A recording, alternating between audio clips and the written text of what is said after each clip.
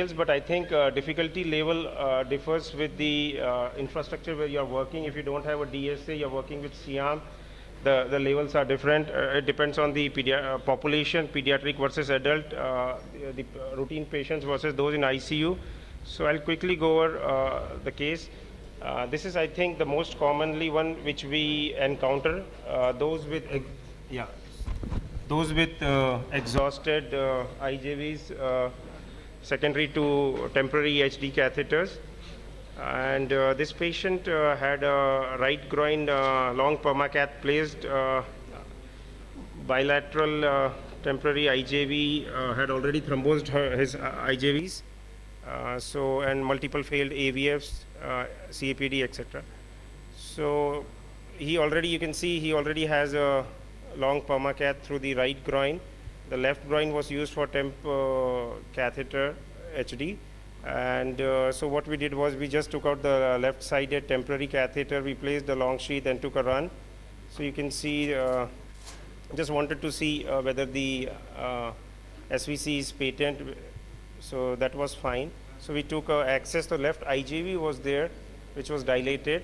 And the temporary catheter was probably not working because they were not able to place the guide wire on a blind puncture without a fluoro.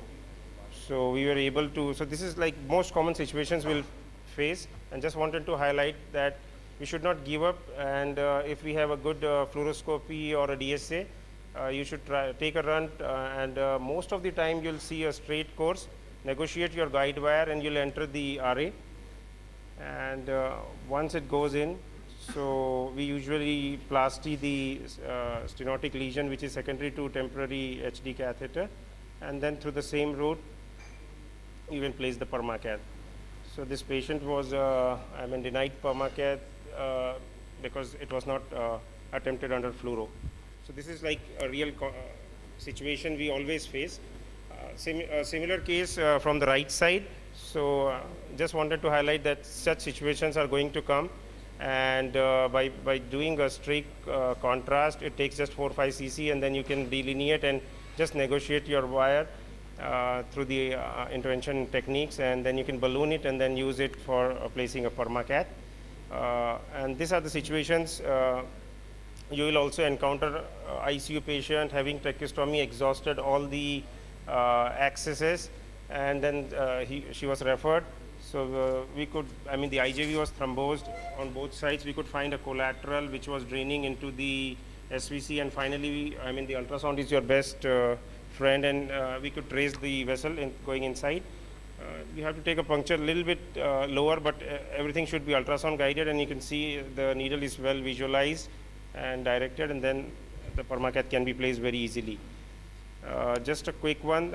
This was a 2-year-old kid who was on temp catheter for dialysis, awaiting transplant, and was requested for a permacath, which was refused at one of the premier center because of lack of expertise. So even in kids, I think permacath can be placed easily.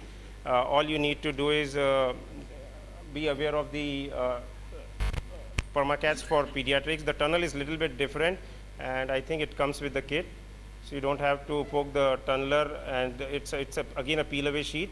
So a little bit different, but I think these are all difficult situations.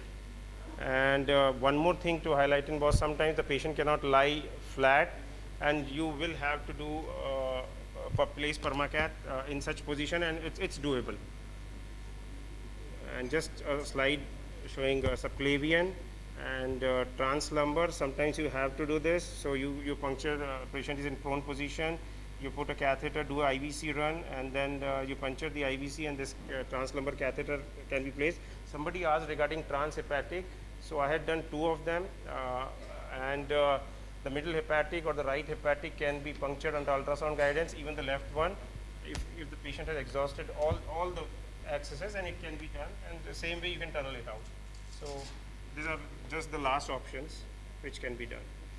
And just a slide that we do a vascular access conference at Medanta, which will be in August 7 and 8, and we do a half-day workshop on vascular access and permacath. Thank you.